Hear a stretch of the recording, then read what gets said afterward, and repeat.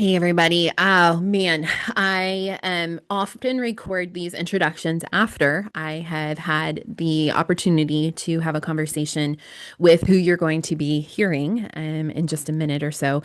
And I am still trying to gather myself. I'm trying to get myself together emotionally because it was just such a profound conversation that I just had with a friend of mine. His name is Aron Ralston. You may know him as the hiker, the mountaineer, who had to cut his own arm off because he was stuck in a ravine, a canyon, while he was hiking. He's the inspiration for the movie 127 Hours. It starred James Franco, and he's the author of the best-selling book Between a Rock and a Hard Place. Aron is a mountaineer. He's a motivational speaker. He's a wilderness advocate. And he is just such a great example of how we can turn, as he says, our problems into possibilities. And I know that, that doesn't work for everyone, but here's the thing, it should. Because if someone like Aron Ralston, who spent 127 hours in a canyon, stuck underneath a boulder, drinking his own urine, starving to death, can find a way to move beyond that trauma and that crisis, and then spend the next 2 decades showing people what it means to live a life really filled with love, and approach life from a place of gratitude and just inspiration, then man, all of us can do that at some point. And so, without further ado, I'm just so excited to invite you into this conversation with Aron Ralston. Hi, I'm Jessica Buchanan, and this is How to Survive Survival. This podcast is about what comes after the crisis, after the moment that changes everything, after you've done what you had to do just to get through. Each week, I sit down with people who faced hardship and made a deliberate choice about what to do with it. People who've turned pain into purpose, who found a way to make meaningful contribution because of what they survived, not in spite of it. Because survival isn't the end of the story. It's the beginning of who you become next. Welcome to the show. Hey, Aron, thank you so much for joining me today. I know you're so busy, so the fact that you made time for this conversation just means so much to me. I appreciate it, Jessica. Thank you for having me, and also it's great to see you again and to Yeah. reconnect. And I know it's a delight to spend time together. So thank Oh, you. I appreciate you having yeah, me. absolutely. So, I mean, for the few people who are like living under a rock, no pun intended, who don't know your story, do you mind just giving us a real brief synopsis of the situation that this incredible feat of survival that you demonstrated before we move on to talk about what's next? Yeah, no, for sure. A little context. Yeah, I mean, colloquially, a lot of people know me as the guy that cut his arm off. That the movie 127 Hours was based on my story. That I wrote a book called Between a Rock and a Hard Place. So yes, all the rock jokes All the as it rocks. goes. Do you get tired of hearing those? No, I mean, I'm probably the worst about it, but or the most fun. I enjoy it. It's they say like tragedy plus time equals comedy, right? So I've had 20 plus years to play Really with true. this. It's absolutely having fun. It goes back to 2003. I was 27 years old. I was a retired mechanical engineer at that point in my life. Had quit my career to become a mountain guide, follow my passions. And Mm, in the course of moving to Aspen, where I was working in a mountain shop and working on my certifications, I was also climbing the highest and hardest mountains in Colorado in the wintertime solo, something that nobody else had ever done before, and to make my mark, to create a yeah. reputation, gain the experience that I would need to take other people out into scenarios that might be testing them to their limits as well. And as spring break came, after that winter season was over in 2002, 2003, by late April, I was ready to get out in the desert. As I know you're very comfortable in those dry climates yourself. Not And not too bad. yeah, Yeah. yeah, it is something that, especially in Colorado, Utah, it's kind of the yin yang of the Yeah. seasons and the experience of being up in the mountains and down in the canyons. So I was out in a hike in South Central Utah on the western side of Canyonlands National Park. For those folks who might have visited down in the Moab region, about 3 hours outside of Moab, Yeah. So and beautiful there. yeah, it's exceptional and vast wilderness, of course. And Yes. this area specifically, still as remote as it's always been throughout Hmm. history, where a place known 130, 140 years ago as the Robbers Roost, because Butch Cassidy's gang would, Yeah. they'd hold up a train and go, Hmm. ride their horses off into the desert, and the vigilantes couldn't find them, and they'd hide down Hmm. at Blue John Canyon. Okay. It was where I was headed that day, on April 26th. It was a Saturday, and I was out for a walk in the park. It really, Yeah. that not a high mountain in blizzard conditions with avalanche hazard and frostbite danger and all the rest of it. This is just I mean, to me, a 15-mile hike through a canyon is like a day off. So I I was mean, wow. I know, Yeah. yeah, not to forget the 15-mile bike ride to run my shuttle. So Yeah. I'm out on a solo adventure, but I do come across a couple young women who are also hiking this Mhm. canyon for a few hours. We were together, and then they part, and I'm on my own now. And I get to a lower slot, and these canyons, sometimes they're box canyons that are hundreds of feet across and hundreds of feet high. And some of the time, though, they slot up to where they might only be as wide as your shoulders or even tighter. Okay. And maybe this stretch was 50 feet deep, 3 feet across. Boulders that have fallen into the bottom of the canyon, Hmm. wedged between the walls, some of them the size of minivans or even a tiny home, or a bus tire. And Yeah. you're navigating up and over and around. And there was a drop off in the bottom of the canyon where I came to this 12-foot descent that was obstructed with chalk stones wedged between the walls, tumbled into place by the flash floods that periodically hit the canyons. Hmm. And I am descending off of one boulder that's about 3 foot diameter. And as I'm hanging from it to get to the continuing canyon floor, I dislodged it where I fall to the bottom of the canyon. It's rumbling and ricocheting down to crush my head. So to protect Right. myself, I get my head out of the way. I put my hands up. I push against the rock. And in the next split second, yes, I've gotten my cranium out of Right. the crash zone, but I've exposed my hands, and the boulder becomes wedged once more, becoming stuck between the walls with my right hand ensnared between this 800-pound rock and the Wow. wall of the canyon. And that starts then the next, what it turned out to be, 6 days that I was stuck there, trapped, that I went through all the possibilities of trying to get myself free, which included attempts at amputating my arm along the way, Mhm. also saying goodbye to my family on a video camera that I had while I was stuck there. That as time went on, I knew that the chance of survival diminished, but also the chance of rescue increased, because then I'd be reported missing, and Mhm. eventually someone would find my truck out at this trailhead. Maybe the young women that I had met earlier would report that I hadn't met up with them again as we had planned to Mhm. do, but none of that comes to pass, and ultimately it within the yeah the time when I realized, within this time frame, when I could still have the final opportunity to survive escaping, Mhm. that an epiphany came to me about how I could successfully cut my arm off with a knife that was clearly too dull to be able to cut Yeah. through the bone. And it was Yeah. to use the boulder itself to break the bone and then amputate my arm. Oh my God. And yeah, I know this is the part, but as I talk about it and I share, this is the thing that people know, the story about the guy who cut his arm off, but what Right. I share about is the story of the guy who was smiling when he cut his Yeah. arm.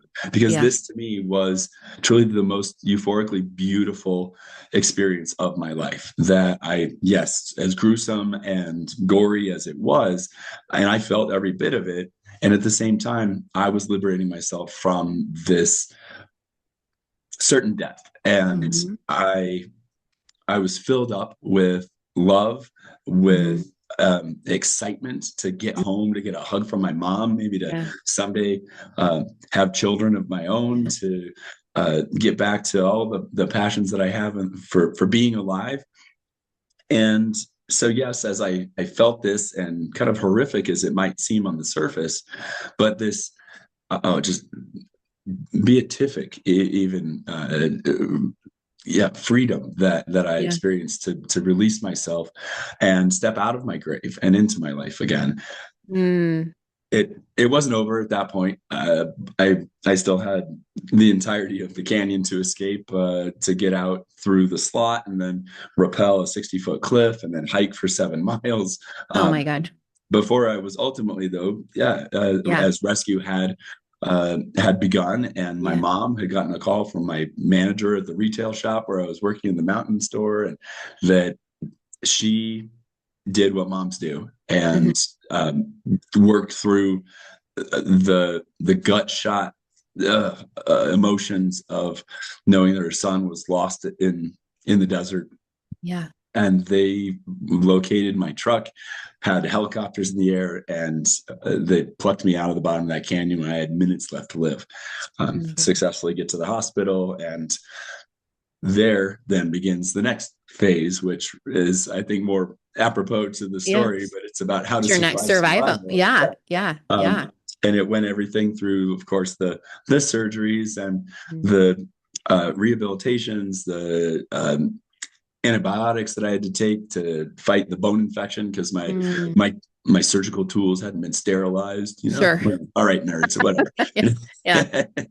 But yeah, it's I know you've had your experience with infections and antibiotics too. It's like, yeah, when your Nothing life like is that though. I mean, well, it's just, it's incredible.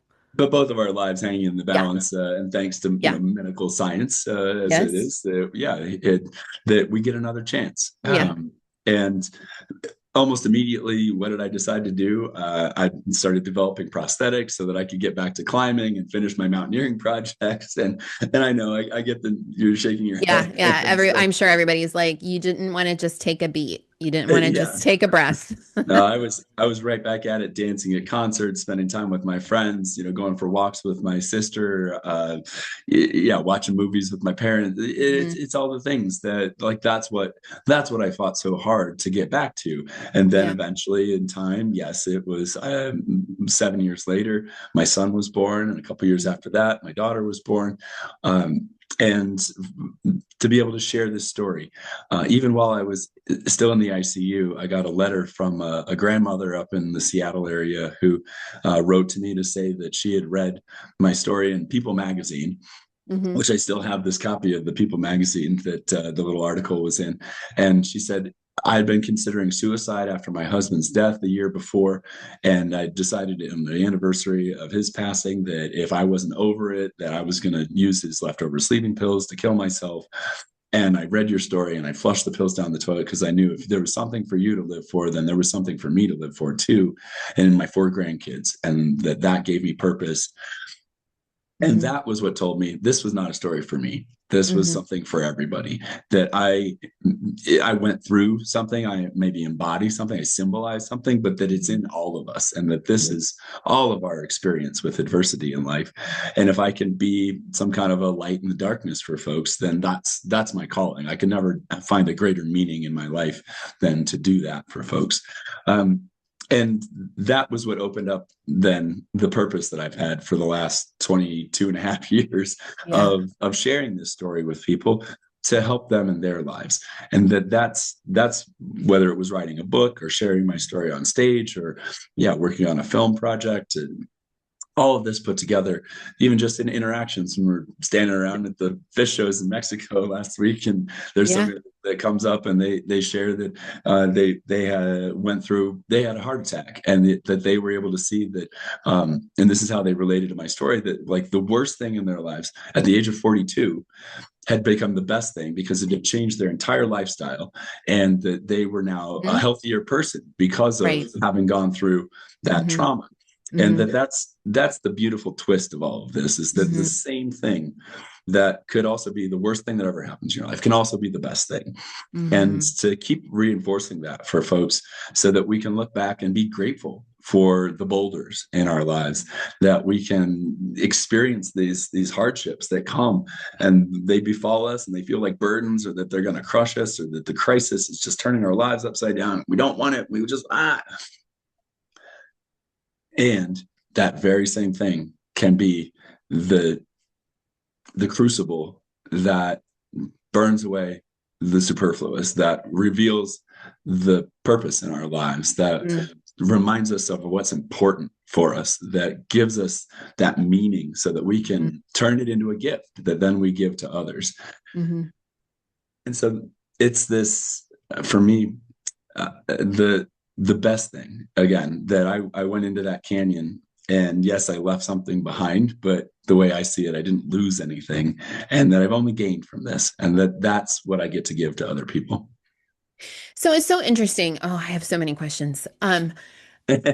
You, I'm like a words person, right? And so when you say you left something behind, but you didn't lose anything, that is really powerful to me. And I think that so many of us get tripped up, um, and we're not able to like move into that next like part of that thought process because we equate leaving something behind with losing something.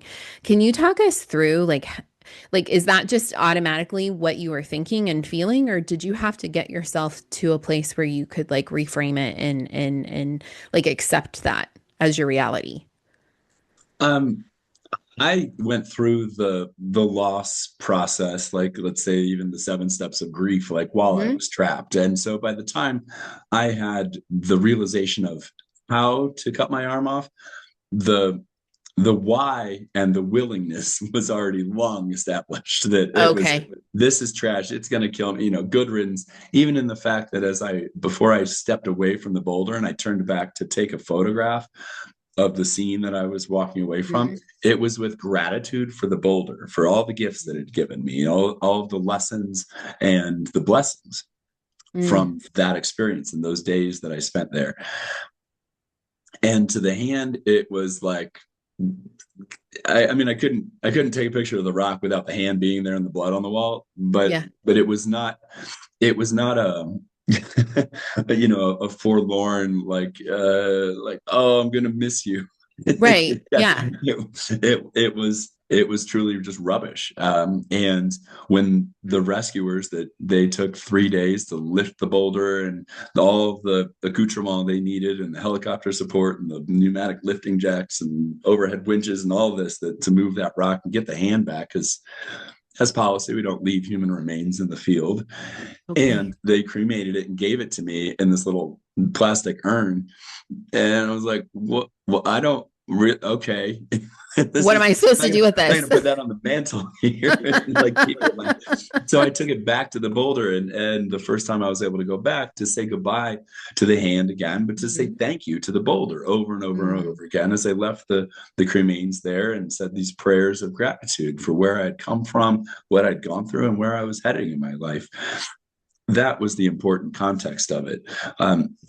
Other times in my life when I've been through mental health crises, I've experienced anxiety and depression most of my life, even going back to my adolescence. I was bullied and ostracized as a kid, and that I've gone through relationships that have ended. I've Mm. lost friends to suicide and to Mm. gun violence and to um, yeah, to health crises of their own. Mm. That my dad died of pancreatic cancer. We're just coming through the 7 year anniversary of when he was Mm. diagnosed, and Mm. when we found out that he would only have a few months to live, and yet. So in all these, in so many, I mean, divorce and financial hardships and Mm. my own health issues now with my joints as I've turned 50, and I've got arthritis and like can't do all the things I used to do. Yeah. But these things that are losses, and not to say that they aren't losses, and yet how how are we going to work with that? and what are we going to do with it?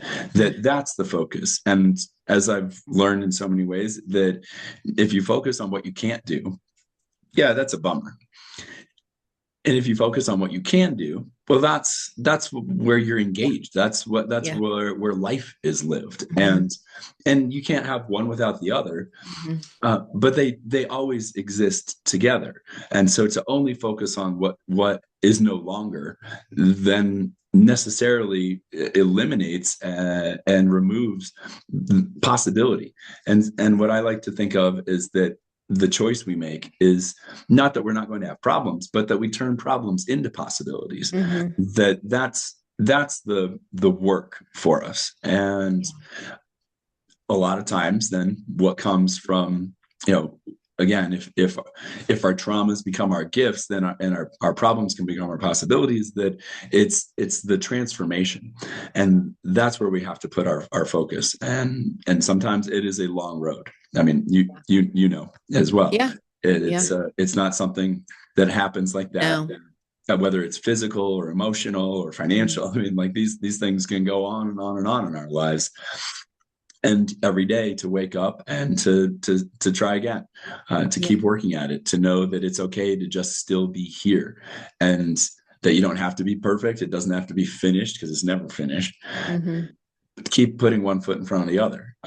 Those were very literally the things I kept reminding myself of as I got to the bottom of that rappel. I knew, okay, I'm alive. I'm still here. I took a photo of myself when I got to the first water that I found in the 6 days of being out in the desert without adequate supplies.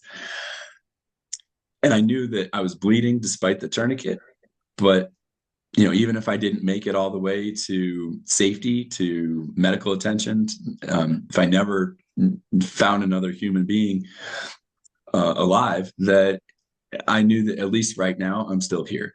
And and that's enough. So, one more step, Aron, one more step, one more step. That was my mantra as it went on for hour after hour after hour after hour. Well, and I mean, so many of the things that you're saying now, I can imagine that the problem into possibilities especially really resonates with me, because I mean, essentially, you took the problem of your arm and your hand being stuck under a boulder and figured out what was possible, what was, achievable, and in that time frame to liberate yourself. And I mean, I think the thing that people find fascinating about stories like ours is that while they're metaphorical, they're also very literal, because everything you're saying you did step by step while you were in that canyon. And then you can also apply it on a bigger stratosphere in our lives. What do you feel like your identity shifted in any way while you were in the canyon? I definitely think that there were realizations that I had that have informed me in who I am, how I see myself, and how I see kind of our metaphysical purpose here. That I was, as I mentioned, someone that, because of being bullied, I had self-esteem issues. When you internalize what other people are being nasty to you, and you take that on as truth, that you are less than, you're not enough, that you're not cool enough to get invited to the country club birthday party, that you're not good, all whatever, all the things. it's then esteem building for me at least. I spent more than a decade, probably 15 years of my life, focused on achievement as my means to esteem. Because if I could be the best student, get 100% on the test, do all the extra credit, have the highest GPA, get into the best college, get a full scholarship, graduate at the top of my class, get the best job, you can see it works in some way to fill yourself up. Oh, I'm not enough. Well, I'm better than all of you. So, Right. Take that, kids on the middle school bus. And then you get to a point where none of that's important at all. Yeah. It's not the most important thing. Yes, you can still do all of that, but the doing is not the being of our essence. It's not the presence that we are. It's not the relationships. And so, yeah, there was this incredible understanding that I came to in the canyon that I included on that tape that I made when I was saying goodbye to my family and my friends, and realizing that, yeah, life is not about what you do, Aaron. It's about who you are. It's Mm, about how you interact, how you love. It's about mhm, relationships. I'm certainly not the first person to come around to that, to elevate, the being over the doing. mhm. And yet it was my own understanding and realization. And okay, that's the meaning of life. But it wasn't like, yeah, you figured it out. The boulder's going to let you go. There's confetti Right. in a marching band. But Yeah. Yeah. no, I'm still trapped. I'm going to die. And yeah, that I think informed me deeply. Now, when I got out, as I said, and some of the first, like, okay, I'm getting my life back. I'm getting back to adventuring, to climbing, to doing something and finishing it. That now, not only that nobody had ever done it before, nobody's ever repeated, I also finished the last 25% of it with a prosthetic and an Hmm. amputation. And again, that by the time I stood on the last of all those 59 mountains we have, the 14ers, they're called in Colorado, about Hmm. 14,000 feet in elevation, that the last of those summits in the wintertime solo, and I understood very clearly I hadn't done it solo at all. And isn't it about time to start implementing those lessons that you learned in the canyon, to start living your Yeah. life, that it's about the people, it's about the relationships. And it's still a journey for me, Hmm. that it's still one of these things to remind myself over and over again. And yet when you find relationship, deeply fulfilling relationship, you understand that, okay, with my girlfriend, my partner, that when, yeah, we might be out skiing powder on a beautiful bluebird day. We might be doing yoga next to each other, in a class. We might be making a meal in the kitchen or sitting on the couch watching a show. And none of the thing itself matters so much as that it's filled with love. And that's where everything is everything. That even the smallest, tiniest things are everything. Hmm. And that's where I get to the fulfillment, the satisfaction I have, where with my kids, and being able, even just observing them as at this point in their lives, uh, watching them be the humans that they are in the world. And sometimes I'm like, a little gripped, little chagrin Yeah. and other times there's, full on beaming pride, and everything in between, and it's all love, because Yeah. that's what we are, that's what we're made of, and that's what came to me in the canyon. And I don't think that's the same person that I was, 25 years ago. Yeah. That I had it in me, but it's not how I lived, and I still work at it. Um, Even in the last few years, it was a big shift for me. We are constantly learning lessons, and a big one for me, I was going through some pretty deep litigation, that had gone into a decade in duration, hundreds of thousands, maybe $1 million, in expense, and custody stuff like that. Hmm. You can justify, like, well, it's worth it. It's super important. Like, I'm not Yeah. going to not be this presence for my kids. But to elevate winning over Yeah. having peace. And I was so out of whack with that, because that's how I'd grown up, that no, you hold bullies to account, that Mm. you get justice, Hmm. that you Hmm. you know that's where being right is more important than Yeah. being copacetic. And Yeah. that's not, what a realization to come around to understand and grow from. And where, this idea, that the thing that is most irritating, antagonizing, like that your enemies are your teacher, Hmm. and Hmm. that's where that was my growth point. And Mm. not that everything's Right. super even keeled right now. Yeah. But you've And learned. yeah, the lessons, that's the value in it. And you really don't value things unless you paid a deep price for them. And whether Well, isn't that true? yeah, absolutely. I mean, just to be alive for me. Right? and the relationship I have with my kids, and knowing that if I had to cut my other hand off, I'd do it with an even bigger smile the next time around, Right. because like that's how important it is. Yeah. And yeah, hopefully don't have to get to that point, Right. so that we keep growing. And all of these traumas, they do have a profound impact on our personality. I think they should. It's the growth that we Mm-hmm. experience as we come through those events, and that Mm-hmm. when we give it the space, we put in the work, that's what they're for, here for us in our lives. Mm-hmm. It's the idea that things don't happen to us, they happen for us. That, Yeah. as my dad um, taught me, that it's, we don't get to control what happens in our lives, but we do get to control how we respond. Yes. That choice, and to emphasize on making the choices that lead us to growth, that lead us towards to peace, that emphasize and express our love in the world. Mhm. Those have infinite value, even though on the face of it they can look like, again, the worst things that have ever happened to me in my Right. Right.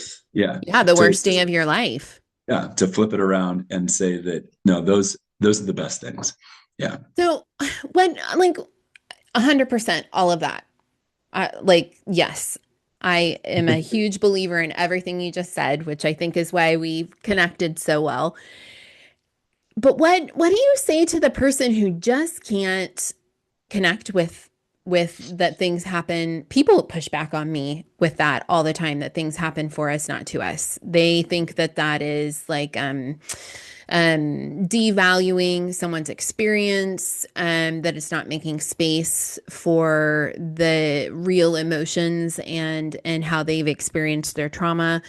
What do you think? And this is really like what I want to dig into for a minute here, because I'm so obsessed with what what is it that propels someone to emerge handless from a deep ravine,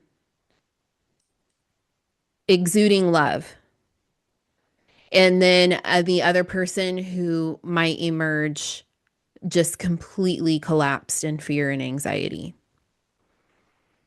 What do you have a hypothesis on that? I, I ultimately think that there there can be some presets, Okay. which can be challenging to overcome. I know, at least in the science of subjective well-being and happiness, that they talk about an emotional happiness set point, and that you can do things that influence that, and that, but you're going to be working with that set point, that equilibrium, regardless of your circumstances, the relationships that you have, the things that you might do that can Hmm. influence it. Um, I think the same thing can apply to how we respond to adversity. Hmm. I still think there are choices that we make that Hmm. do influence that. And I'm not going to say that someone's emotions or choices are not valid. There's not a right or a wrong. There's not to say that Hmm. the way I came through what I've been through in my life was Yeah. right. Yeah. Um, and that someone else's path would be wrong. Then it's not to say that my understanding of the metaphysical nature of the universe is right and someone else's is wrong either. Yeah. um, I do think there are choices, and that when if the trauma is always going to exist, and Hmm. if you can imagine maybe this kind of visual, say that you've got like a racquetball, that's your trauma. You can't Hmm. make it go away. Hmm. You can subsume it with Hmm. love, add a layer of it. Now it's surrounded in, a softball Hmm. of love, and then you can add in time a basketball of love, and then you've got a beach ball of love around it, until it's this relatively smaller thing, the grain of sand inside Hmm. the pearl, Yeah. and that the 99% of what you have is love. And Hmm. yes, there's that nugget in there, but look at what it's given you. It's given Hmm. you a place to put a whole lot of love in your life. Hmm. or compassion or Yeah. growth, or translate that Fill in the blank. Yeah. how you might actually implement in that in one's life, given what the racquetball thing is, the grain of sand. But you can keep adding to it. You can't take it away. It's not going to go anywhere. Yeah. It's never going to disappear. There's always going to be loss, grief, trauma, etc. Right. Right. But what do you do with it again? And so I think that it's a choice. Do you want to leave it there as this like hard, like thing that I'm not sure why I picked racquetball, but like that you resist, that you even hate, that you Right. can't forgive, that you hold on, Mhm. or it becomes an opportunity. And I think that choice still exists, and I think we see it in the highest level examples of that our spiritual leaders, whether Gandhi or Jesus or Nelson Mandela, or people who have been through the worst of it, and Mhm. and can say, don't blame my oppressors. They don't know what they're doing. Mhm. That to say that to my jailers, my captors, I love you. Mhm. For the Dalai Lama to be able to even have a laugh at his what he and his people have gone through at the Mhm. hands of the Chinese, uh, because what better choice is there Yeah. than that? Um, and again, it doesn't negate, it doesn't take away, it doesn't remove or invalidate what it is that people feel, what they've gone through, what their lived experience is. And Yeah. okay, are you going to stay there? Yeah. Are you going to move into a state change, do something different? Yeah. Oh, it's all so good. I would imagine that you hear this question a lot. Are you like, how were you able to just get back out there? Were you not afraid that something bad was going to happen to you and that you were going to, um, end up having another accident or that you would die out there again? Like, do you feel like having this, I mean, what I would call a near-death experience made you less afraid in life? In some ways, yeah. Which Yeah. isn't necessarily a good lesson to take when you're in your mid Right. 20s and still like, oh, the uh, the indestructibility of the perception you have, that it doesn't Yes, I doesn't could matter see what that. Yeah. happens, I'm going to get through this. Like, oh, Right. if Like that I'm couldn't kill me, invincible. yeah, what possibly could stop Yes. me now? Yeah. uh Yeah. that's not exactly the reinforcement that like I necessarily needed in those Yeah. couple years afterwards, for even 5 years onward. No, it's a great question, because which way do you go with it? And for me, Right. I kind of went like, oh, well, I'm going Okay. to keep adventuring, keep pushing this. Like, if that wasn't my limit, what is? And eventually, and there was a very specific moment up on Denali, Mhm. at over 20,000 feet. I'd solo summited the mountain and was going to ski down a path that is upwards of 55 degrees in steepness, and is known because numerous parties, entire groups of rope together climbers have fallen to their deaths God. um, down this route. And here I am on my skis as I'm working my way down, just, I mean, with the friction of fraction of a millimeter of edge of my skis holding me to this mountain slope. um and it was like, really, Aaron? Like, didn't you learn in Blue Hmm. John? Like, do you really need to keep pushing this? And I've had moments like that on even up in the last 5 years, where Really? like, to get through to the other side of it and realize like, hey, you don't need to keep doing this. Like, what is Okay. it that you're really still pushing and looking for? Haven't you already found it? Uh, and and so to understand, there's something in me that does seek to understand what's inside of me, and the Yeah. mountains have always been this um, mechanism, almost more, to find out who I am. uh, it's not to, as a famous Italian mountaineer back in the 50s talked about, that we climb not to conquer the mountain, but to conquer the man. Mm-hmm. And that it's to go through the fear and the Mm-hmm. anxiety. And so if I've had fear and anxiety around it, it's more that like I'm not going to make good choices. I'm gonna go up there, and with my different abilities that I have with prosthetics, or Mm-hmm. as I age, that I'm not going to recognize the moment when, oh, that was it, that was the edge, I should have turned around. Right. That was my limit. And yet I've continued in my adventures, and I've increasingly found myself willing and recognizing that, oh, this isn't my day, not right now. It doesn't mean not ever, but not right now. Right. And to come back and to feel like that feels better than pushing through Yes. to something, to just, I mean, how meaningless is it to make it to a summit and back? Like, it's about getting home. And so Mm. to understand, like, I got home today because I made good choices, and that I didn't push it too far. Like just last spring, I was up on a 14,000-foot mountain. I've been trying to ski all of the 14ers in Colorado. I've skied 50 of them at this point. There's this handful that I have left. And I was up, I was within like 700 feet of the summit on Pyramid Peak above Aspen. And I saw there was a lot more fresh snow up there than I anticipated, being that it was in May, Mm-hmm. and that what was supposed to be like an inch or two looked like more 6 or 8 inches. The sun was starting to hit it, and it's like, it's too late. I got to get out of here. And within the 20 minutes that it takes me to start back down the ridge and then to ski down this, my approach,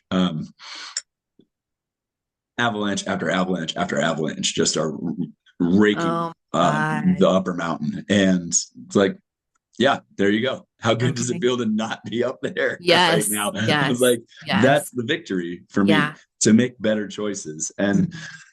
so there is a role that I think fear plays for me, and to learn that it's not to be without fear, but it's to discern what's worth overcoming that fear, and to use it as information, to understand that there's something in that experience, and to keep building on that, not to say, oh, I'm invincible and nothing will ever stop me, Yeah. but to understand, no, the game here is not to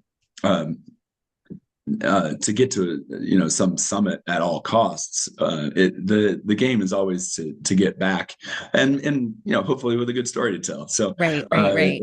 to be able to get home, and to, I mean, I used to think that the goal was just like, oh, even if I end up in the hospital, I'll get through this. No, it's like, no. Once I had children, it was, no. The goal is to Yeah. get home so I can read a bedtime story. Right.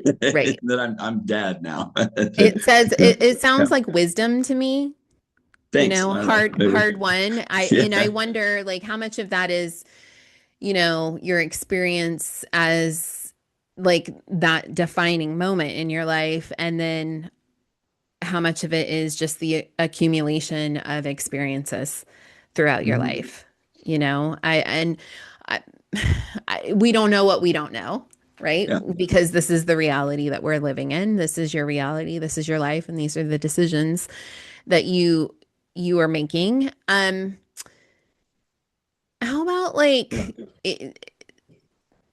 But these like go ahead.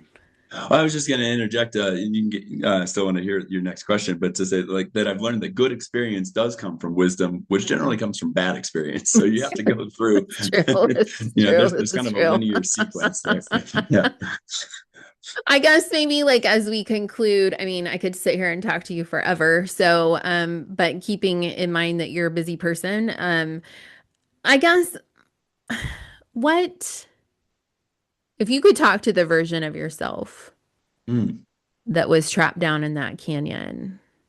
What would you tell him about the life waiting on the other side? Although I also kind of think it's like you knew what was waiting for you on the other side while you were down in that canyon. I did.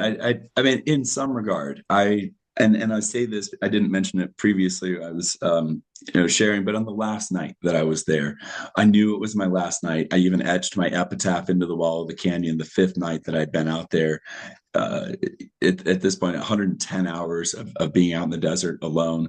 I've been drinking my own urine for several days. That I was out of food. I was enduring near freezing temperatures in shorts and a t-shirt for up to 12 hours at a time when the sun would be out over the edge of the desert, and that all of this, the deprivations upon degradations upon depletions, that in the middle of that final night, the shivering got so intense that it finally stopped. And medically speaking, that's when people, they actually will even die of exposure in their phone, Yeah. because with their hats off and their jackets off, and not that I had any of that, Right. but this false sense of warmth.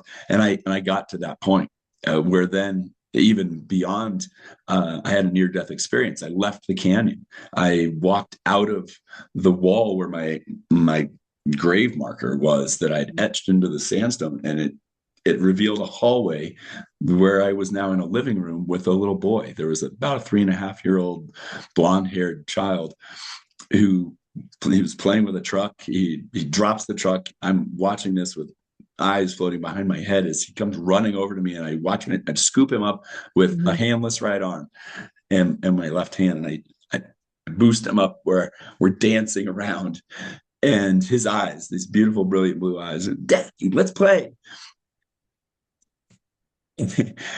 And without a word between us, though, it was just this feeling of love that I understood.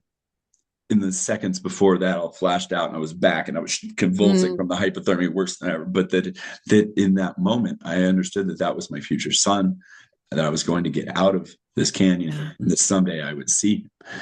And that convinced me that this was not going to end here. My time was not over.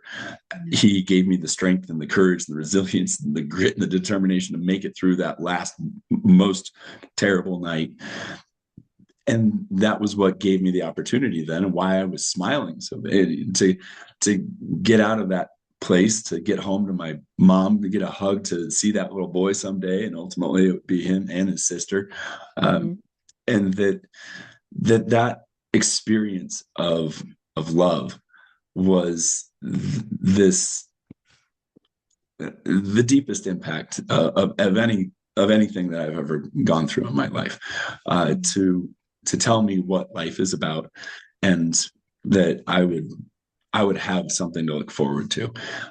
So if I could go back, it's less about me being able to tell that person, like it's more that's the guy who keeps telling me what's important, to reassure me that, like, don't, like, whatever you're going through now, Aaron, like that you're going to find a way through this too, that you will find a way to take whatever's happened to you now in your life and to make that the greatest thing that's ever happened for you as well, that you're going to grow, that you'll turn it to an advantage, that it's that I get to go back in the opposite direction, to say, like, because it was that, in the symbolic sense, it was that child that showed up to tell me in that moment that there's a future, that this, that things are going to be okay, even if okay means that, I live the rest of my life with one hand, and I get to make a lot of terrible jokes about it along the way.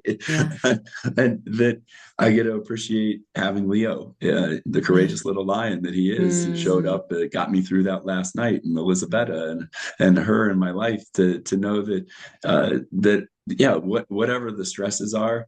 I mean, how bad can it be? Like, somebody cuts you off in traffic, but did I have to drink my own urine today? Come on. Like, I know. I think that all the time too. I always go, I mean, today sucked, but at least I'm crawling into a bed and I don't have machine guns trained around my head all night long, like we go back to the hardest moments of our lives as that baseline, right? To revamp our perspective. Aaron, you're such a joy. Thank you so much for just continuing to shine your light. What I know you've got some projects in the works that we can't quite Mhm. talk about now, but we want to Yeah. be able to like support you. Oh, thanks. Yeah. What's the best way for people to learn more about you? Remind us the name of your book again. We'll put all this in the show notes. I loved your movie. Yeah. I watched it with my 13-year-old, and he was like, he couldn't get past the fact that like I had met you and that we had both spoken at the same event. But I was like, watch the movie. Like, this guy's incredible. Watch the movie. Oh, How can people connect with you? yeah. Yeah. Well, James Franco is incredible. He's amazing. So, yeah. um, Oh, please. yeah. He just got to play Yeah. you in the movie. You're the inspiration here. Yeah, I appreciate it. No, it's always a delight to connect with you too. And I appreciate it because we do have so many layers of similarity and to go through and what you've done with your experience and to help people and through this podcast and your book and your speaking as well. It feels like a real parallel path in the world, Mhm. and that we see things very similar. I know details are different, and I know that you've had struggles that unique to yours, and I've had struggles Yep. unique to me, and that we are people who are continuing to make this choice, and I Yeah. that's what we're here to do, to help Yeah. other people see, almost to be a little bit of a guide. I like the idea that in this life we are all just walking each other home, I that love that. we're Ram Dass. here. Yeah. Yeah, Yeah. exactly. That Yeah. it's hold somebody's hand through a hard time. You can't take their experience away from them. You might not be able to. You can't live their life for them, Mhm. but you can be there with them, and so Yes. that yeah, if people are interested to look up my website, aronralstonspeaker.com, that I have a LinkedIn profile, and that I'll be sharing your podcast Yeah. when we get it Thank you. released. Yeah. And that, yeah, we'll be making announcements of, the future projects as we can get that publicized in due time. So, yeah, I appreciate that. Between a Rock and a Hard Place, the movie, 127 hours. So, yeah, I'm so grateful to have this chance to spend time with you. It's been a joy too. Thank you, Thank Jessica. you. Thank you, Aaron. Thank you for listening to How to Survive Survival. If you found something meaningful here, I'd ask for you to subscribe, share, or leave a 5-star review so these conversations can reach others who are walking their own road back. You can learn more about me and my work at www.jessbuchanan.com. And until next time, remember, what happened to you is only part of the story. What you choose to do with it is where your power lives.